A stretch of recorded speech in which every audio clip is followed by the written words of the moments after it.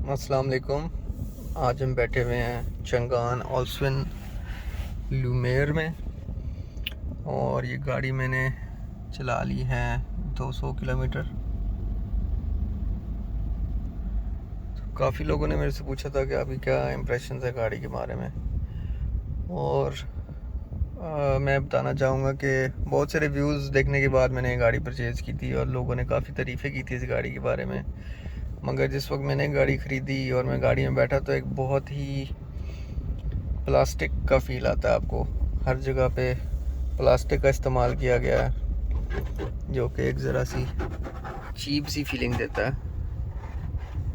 मगर अगर आप ओवरऑल गाड़ी को देखें अंदर से और बाहर से भी देखें तो गाड़ी की जो लुक है वो बहुत अच्छी है, और एक तरह से आप कह सकते हैं कि बहुत ही डिसेप्टिव किस्म की लुक है, क्योंकि जब जैसे ही आप उसको हाथ लगाएं तो वो उसकी जो प्रीमियमनेस वाली जो लुक है या जो फील है वो एकदम से एक इल्यूजन टाइप सी है जो कि ब्रेक हो जाती है।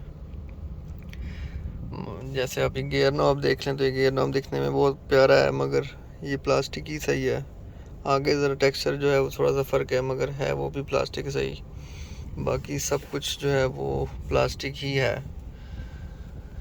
मगर जो अच्छी बात यह है कि जो उनकी जो गाड़ी के टच पॉइंट्स हैं ना, जिन चीज़ों को आपने टच करना है उनका मटेरियल जो है वो ज़रा बेहतर है। ये साइडों पे उन्होंने फेक लेदर दिया हुआ है, ये एक अच्छा टच है। फिर आपने बटन्स वगैरह प्रेस करने हैं तो बटन्स की फील जो है वो बहुत अच्छी है।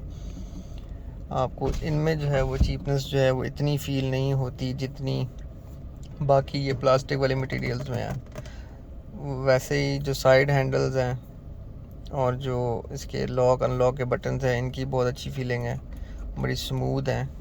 और ये जो वेंट्स हैं ख़ास तौर पे इनका जो मोशन है ये भी बहुत स्मूथ है। शायद इनकी क्वालिटी जो है वो इतनी अच्छी ना हो, मगर इनको हाथ लगाने से या इनको मूव करने से जो है आपको ये बिल्कुल भी फील नहीं होता कि ये कोई सेकंड ग्रेड मटेरियल इस्तेमाल हुआ हुआ है इसमें। इसका जो स्टीयरिंग व्हील है इसकी शेप बहुत प्यारी है, और इसका मटेरियल जो है वो भी ठीक है, कोई बहुत प्रीमियम फील नहीं आती इसमें।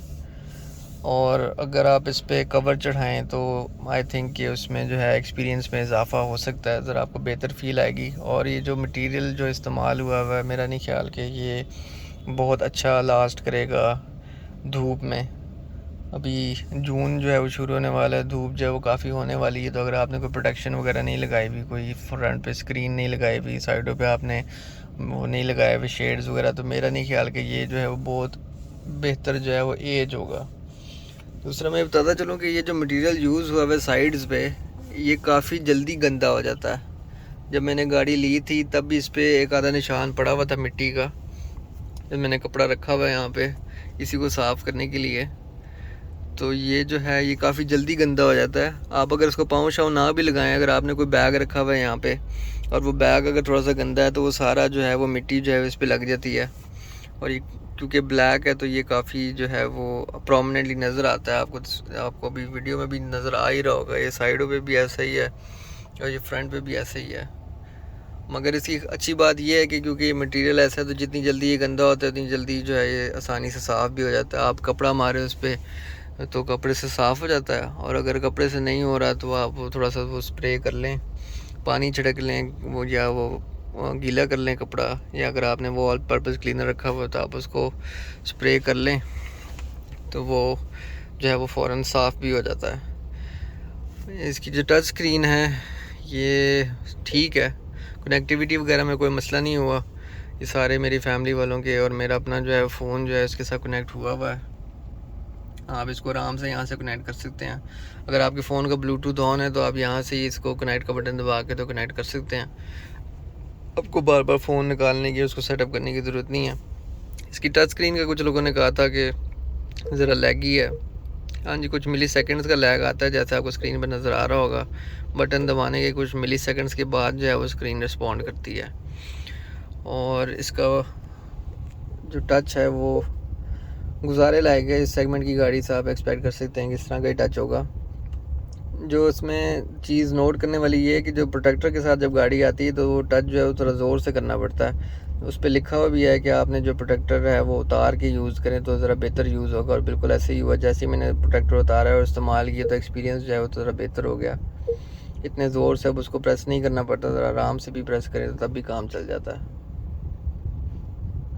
बाकी इसके बट ये यहाँ पे पियानो ब्लैक दिया हुआ है, ये भी इस पर मिट्टी वगैरह जो है वो काफ़ी आराम से आ जाती है। बुरी बात नहीं है, दिखने में अच्छा लगता है, ज़रा यूनिफॉर्म सी लुक आ जाती है। लाइट्स वगैरह इसकी जो डिस्प्ले है वो मुझे धूप में भी नज़र आ जाता है ये, तो ये अच्छी चीज़ है। इसमें भी लाइट है, ये भी इंटरेस्टिंगली लाइट अप होती है, और ये भी इसकी भी लाइट है।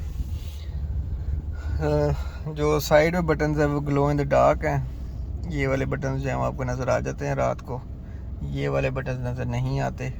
और जो इसके स्टीयरिंग व्हील पे बटन्स हैं ये भी आपको नज़र नहीं आते। तो अगर आपने ऐसे जो है यहाँ पे बटन मिसिंग है, इंटरनेशनल वेरिएंट में जो है वो यहाँ पे बटन आता है साइड कैमरे का, जो आपके राइट वाले मिरर के नीचे कैमरा लगा होता है, मगर यहाँ पे खाली है। कुछ आप लोग आना चाहें तो मे भी आप लोग आ सकते हैं, वारंटी वॉइड हो जाती है, मगर आपकी मर्ज़ी है। ये वाले बटन्स भी, इनकी फील जो है वो काफ़ी अच्छी है। क्रूज़ कंट्रोल भी मैंने इस्तेमाल करके देखा है, बाकी कॉल मैंने उठा के भी देखी है, रख के भी देखी है, आवाज़ जो है वो बेहतरीन है। और बस यही उसमें मसला है कि जो लाइटें हैं वो लाइट अप नहीं होती, इसमें किसी किस्म की लाइट नहीं है। तो अगर आप अंधेरे में ट्रैवल कर रहे हैं, गाड़ी चला रहे हैं, तो आपको उसमें दिक्कत होगी। एसी जो है ये बहुत अच्छा है। जो थोड़ा सा मुझे है इशू वो ये है कि इसको अगर आप ज़्यादा करें तो इसकी आवाज़ जो है वो काफ़ी ज़्यादा आती है।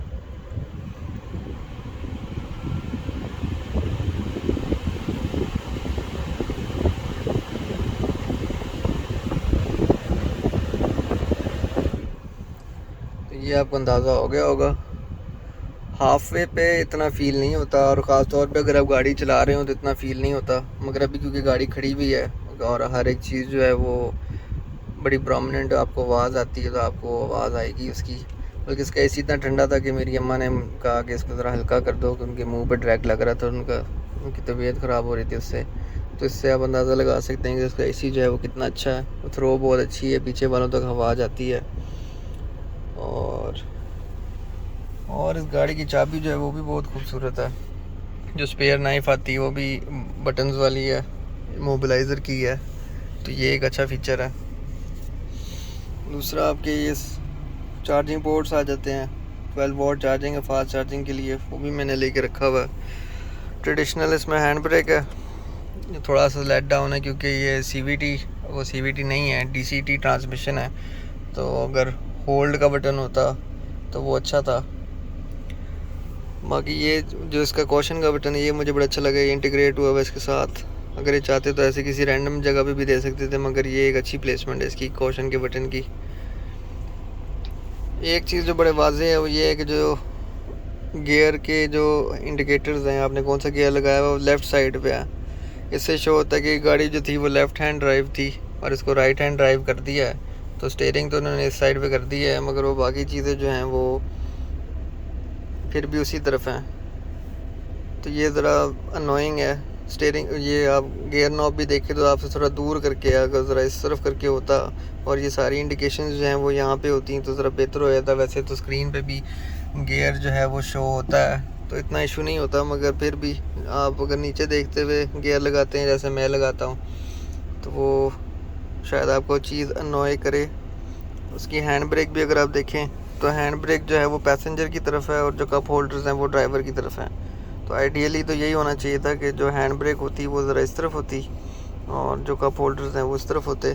कप होल्डर्स जो हैं वो रिलेटिवली नॉर्मल साइज़ के हैं, मेरा नहीं ख्याल इसमें कोई लार्ज जो है वो ग्लास आएगा, मगर क्योंकि ये ऐसे वर्टिकली हैं तो ये सीट के बीच में जो है वो कप नहीं फंसता। मेरे पास कल्टस थी तो उसमें हॉरिजॉन्टल साइड बाय साइड हैं, उसमें ये होता था कि अगर आपने 2 कप डाले हुए हैं तो अगर आप कप निकालें तो एक लिड उतर आता था या दूसरे के साथ लग के, तो वो 2 बड़े कप नहीं आते थे उसमें, आप उनको प्लेस नहीं कर सकते थे, और प्लेस कर भी लें तो वो निकालते हुए जो वो मसला होता है। तो उसमें ये मसला नहीं है, ये मैंने टेस्ट कर लिया है। ये अच्छा एडिशन है आर्म रेस्ट का। जो कलर है इंटीरियर का वो ज़रा इफ़ी है, बेज वाइटिश सा कलर है जो कि देखने में ब्लैक के साथ कॉन्ट्रास्ट तो बहुत अच्छा लगता है, मगर ये विद टाइम जब ये गंदा होगा तो फिर आपको पता चलेगा कि इसको साफ़ करना जो है वो कितना अज़ाब है। मैं सोच रहा हूँ कि कवर्स जो हैं वो ले लूँ गाड़ी के लिए। इसका मुझे नहीं पता कि क्या करना है, सीटों पे तो कवर चढ़ जाएंगे, ये देखना पड़ेगा। ये वो जब आपने यहाँ पे रखा हो अपना बाजू तब भी बड़ी अच्छी फील आती है, और ऐसे आपने अगर पकड़ा हो स्टीयरिंग, आप जा रहे हो मोटरवे पे तो बड़ी अच्छी फील आती है। दूसरी साइड पे भी सेम है, अगर आपने बाजू ऐसे रखा हो आराम से तो आप रिलैक्स करके जा सकते हैं। ऑटोमेटिक है तो आपने गियर शेयर तो लगाने कोई नहीं है। जो डाउन साइड है वो ये है कि इसकी जो थ्रो है लाइट की वो बहुत अच्छी नहीं है। मुझे मसला हो रहा था गाड़ी चलाते हुए रात को, तो ये फ़र्स्ट इम्प्रेशन था मेरा गाड़ी के बारे में।